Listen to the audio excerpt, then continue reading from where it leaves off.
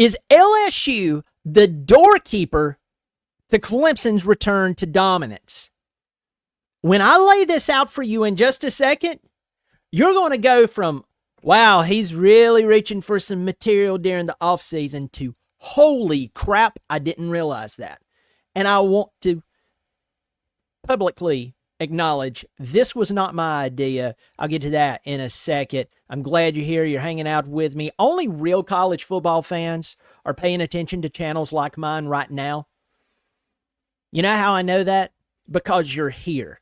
The people, the Hobby Lobby moms that wears the Clemson shirts when they think Clemson's playing football, they're not watching right now. In fact, they think Deshaun Lawrence is a real person, and Trevor Watson played for Clemson as well. But you know better, and that's why you're here. And if you like that sort of thing, not getting names mixed up, you like Clemson football, you like talking college football, even in the middle of, well, it's almost March, I hope you'll subscribe. I am independent. I do appreciate it. I was on the phone with my dad. I talked to him about once per week, and he's a big Clemson fan. He's like me, from that area. We always end up talking about Clemson football. We talk about Clemson basketball some, especially during the basketball season. But we always end up talking about Clemson football. And this LSU game came up, but not in the way that you would think that it would. And my dad laid out this argument. My dad just passively said what he said, and I went, here was my response to him.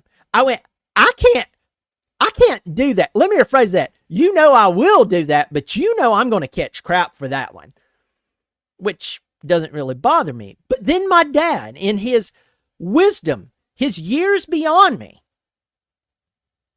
said, well, if you spin it in a positive way. So, my dad laid this out, this idea out, and folks, here it is. You're like, stop rambling. For those of you who needs bullet points, here we go. Clemson football, hopefully good.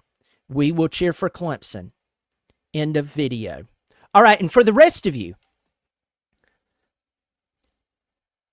my dad said, you realize everyone goes back to that LSU game in the Peach Bowl, Chick-fil-A Bowl, where Taj Boyd connected with Nuke Hopkins, and it was what? 4th and 16.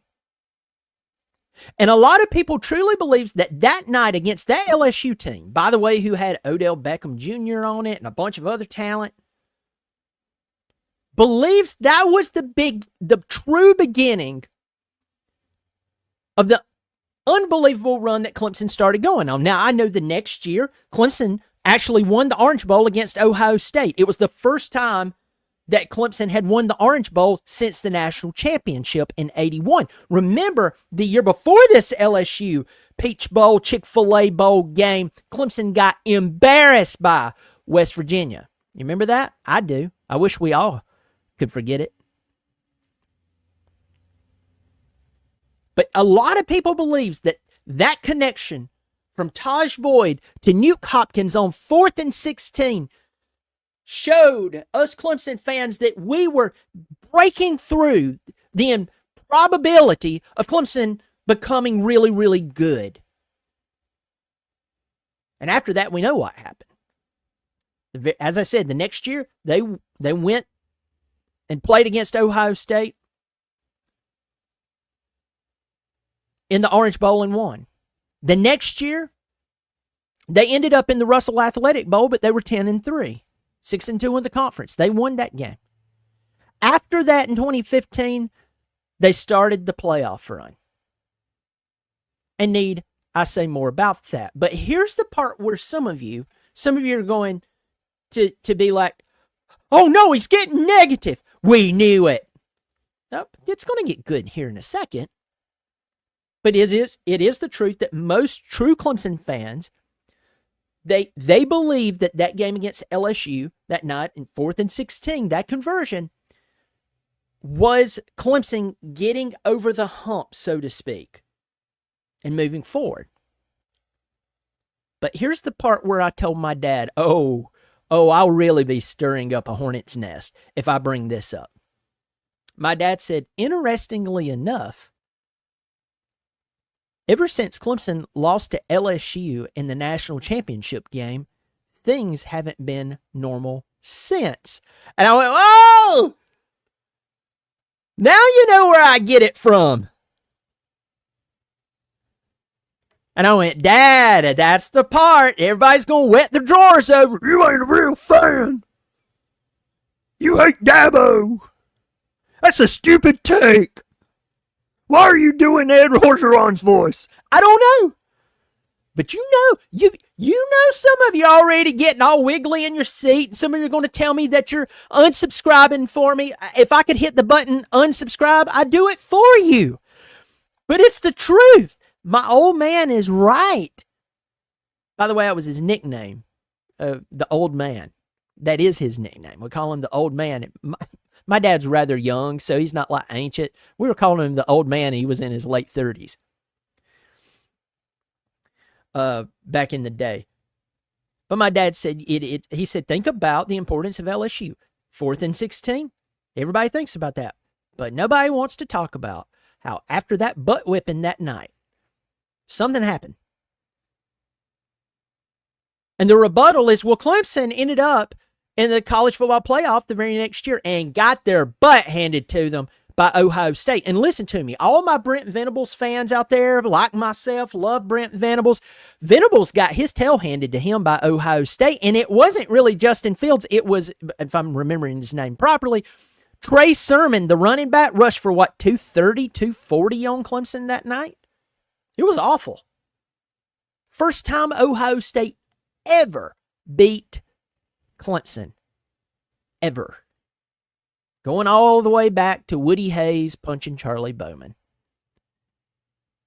When the distinguished Rednecks of Ohio State lost to the non-distinguished Rednecks of the South. Now, if any of my buddies out there, the OHIO podcast, Eric Boggs, I'm not making fun of you, man. I've just heard people say that, hey, the people in Ohio have a lot more similarities. In fact, that's the reason why they vacation in Myrtle Beach and in this area, is because they like this area. And anyway, it's not, there's nothing derogatory there. But it's, everybody looks at Ohio State as much more distinguished than Clemson. And we know what happened that night. But my point is, I'm getting off track. I'm chasing rabbits. Things were all right after LSU. It was not all right. And it's very, very questionable. It kind of makes you wonder what happened that night, because I know everybody wants to talk about that LSU team with Joe Burrow and Jefferson and all of those players, Clyde Edwards-Helaire. I mean, we could just keep going. Jamar Chase, we could just keep going, okay? But here's the deal. Clemson was up 17-7 with 10 minutes left in the first half. Going into the fourth quarter, if my memory serves me correct, Clemson was only a few points behind LSU, and then they just got outcoached and outplayed. And since that night, it hasn't been the same. But let's flip to the positive side of this. Thank you, Dad, for reminding me to turn this to the positive side, or as my dad said, spin it in a positive way. LSU and Clemson, here's some of the last of the negative here. LSU and Clemson's played 4 times in history. 4 times. The first time I want to say is, let me look at this. I was looking at this just a second ago. First time Clemson and LSU played was in 1959 in the Sugar Bowl. Clemson lost 7-0. The next time they played, 1996 in the Peach Bowl, Clemson lost 10-7. Then Clemson, as I mentioned, beat LSU in the Peach Bowl December the 31st, 2012, won 25-24 on a field goal after that 4th down and 16 conversion. And then Clemson lost 42-25 in the national championship on January the 13th, 2020. So LSU has that in their back pocket. They have 3 out of 4 wins, and the last time Clemson and LSU played, they lost. Clemson lost. LSU won. But LSU is an SEC team, who's in a very awkward place. A lot of them are questioning the hiring of Brian Kelly, and I've told you I don't believe Brian Kelly is a bad coach. I'm not knocking the guy. He makes a ton of money coaching a game, so he won there. But things aren't going so well for him at LSU. Even with Jaden Daniels, they managed to lose games that would make you go, If they didn't have Jaden Daniels, they wouldn't have won those games. LSU always recruits well, so the whole thing of, they always recruit well. The sun is hot and water is wet and ice cream is delicious unless it's turd flavored.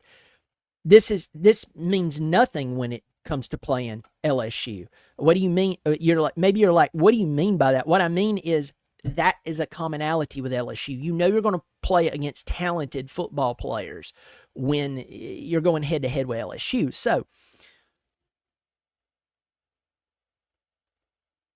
LSU, as I said, and Brian Kelly are not G-high. Brian Kelly looks worse now than he's ever looked in his entire life. I'm talking about standing on the sideline. The man looks like he's about to drop dead from a heart attack, a high blood pressure, stress-induced heart attack, or at least a stroke. Maybe one day he'll be standing on the sidelines and suddenly his face starts to droop and he has to chew gum. We know that things are not going well down there. And on the outside looking in, a lot of, not Clemson fans, college football fans were looking not at him going, why did you take the job? But they were looking at LSU going, Brian Kelly? Really? Like, really? There's all these names out there that y'all could have went after and paired it with this talent. And Brian Kelly, it doesn't make sense, Brian Kelly and LSU. Go back to LSU has not won a home opener. Not a home opener. I keep saying that. It's a season opener. Sorry. They have not won a season opener in half a decade. They traveled to Clemson to play at Clemson in the season opener. Now,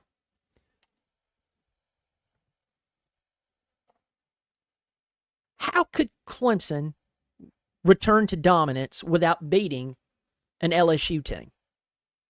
Clemson has all of this talent coming back, and I'm happy about it. I've been talking about it. I'm borrowing this statement from one of you, or comment from one of you that said I'm optimistic, or I'm cautiously optimistic. And I'm with you. I'm cautiously optimistic, meaning I'm not going to get too giddy here. But when you tell me that Clemson returns 8 starters on the offense, 4 out of 5 starting offensive linemen are back, with Matt Luke in year 2. We saw the improvement with just him in year 1. You have Cade, year 3 as a starter, paired up with working with Garrett Riley for a 3rd year in a row. You have TJ Moore, you have Bryant Wesco, you have Antonio Williams. We're going to have to figure out something at running back, but there's a lot of really good pieces there. Let's go to the defensive side of the ball. 7 returning starters? Peter Woods, TJ Parker. We have Will Helt coming in. Sammy Brown, just let the guy play. I think this defensive coordinator will actually do that. Avion Terrell, I could keep going. But the point that I am making here, there's so many good things here. The hires with Tom Allen, we all feel cautiously optimistic. The schedule is in Clemson's favor. And Clemson is not opening up with Georgia. Georgia, I believe, is still a better football team than LSU. I just believe that. There is something about Georgia versus anyone in game 1 that is just, I don't know what it is. And for some reason, Clemson fans have become totally okay with Clemson opening up the season with a loss, only to mutter the semi-illogical words of, Clemson always starts off slow. What? I get it with Georgia to a point, but Duke? LSU is not Georgia. Once again, they have a lot of talent. Almost every year for the past 20 years, LSU has had a lot of talent. Let's go ahead and scrap that one. Let's go ahead and get that squirrel out of our head that it's important, but the argument is like, yeah, duh. And Santa Claus is fat and goes ho, ho, ho. We know this. But LSU is extremely beatable, especially at home in Death Valley with all the talent that Clemson has. With all the talent Clemson is returning, I think this could be a special game. Why? They're not a bad football team. They're an SEC football team. And maybe, just maybe, if Clemson beats LSU right off the bat, the next week, I think, this is right off the top of my head, Clemson, I believe, plays Troy. Then they play at Georgia Tech. I've already reached out to someone to see if they would come on the show. They're a Georgia Tech YouTuber. See if they come on the show because I think that's going to be a great game. I think Georgia Tech is a team you have to pay attention to. If you don't, they'll beat you. But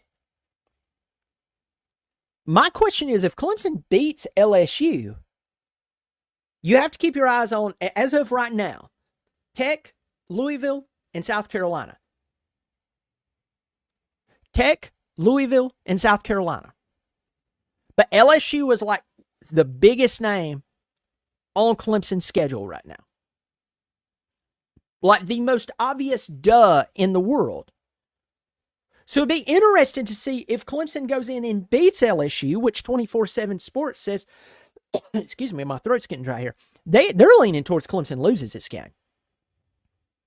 24/7 Sports a couple of weeks ago said they believe Clemson, that they're leaning towards Clemson's going to lose the LSU game. They're going to lose South Carolina game, but they're going to win all the games in between, including the entire ACC schedule, putting Clemson back in the ACC championship, most likely winning that, and most likely, I can't remember if they said this, but the assumption is most likely they'd make it back to the college football playoff. But if Clemson beats LSU and they make a deep run in the playoff and they look legitimate, that, they don't need someone. Let me say this. Clemson does so well this coming season, it doesn't matter if, I don't know, hypothetically, and this would never ever happen, that a team like Miami would blow a 21-point lead against a team like, I don't know, let me come up with a team off the top of my head, Syracuse, for you to get lucky and get in, only for fans, some fans, not all fans, for some fans, to have a cheap playoff appearance for them to try to rebut anyone who questions if Clemson is actually getting better. That would never, ever happen because, well, it couldn't happen. But if Clemson beats LSU and they make a dominant run, not only through the season, but they get into the college football playoff and they're like, we're legit. We're too legit to quit. Never mind. Copyright strike. It could very much prove that there is something weird going on with Clemson playing LSU. As for me as a fan, and, February the 26th, and going to try to make the spring game in a few weeks. I say a few weeks, about 5 weeks. I'm hoping that, yes, Clemson will pass through this door, that seemingly LSU, if you sit around and think about it, they may very well be the doorkeeper to Clemson's return to dominance, because it looks like 4th and 16 was the entryway for Clemson to get into that incredible run they had, only for it to be ended by the very same team they snuck past. I mean, it's a fun one to talk about. Let me know, where do you think the turning point for Clemson was as far as teams? Hey, listen to me. We can talk about players. We can talk about losing certain coaches and everything. And you know me, that's 100% valid. But in terms of playing a team, sit around and think about it. My dad made a really good point. If you like what I'm doing, you like supporting independent media, you like talking college football, remember, it is free to subscribe, and I really do appreciate it. Y'all take care of yourself, and as always, go Tigers.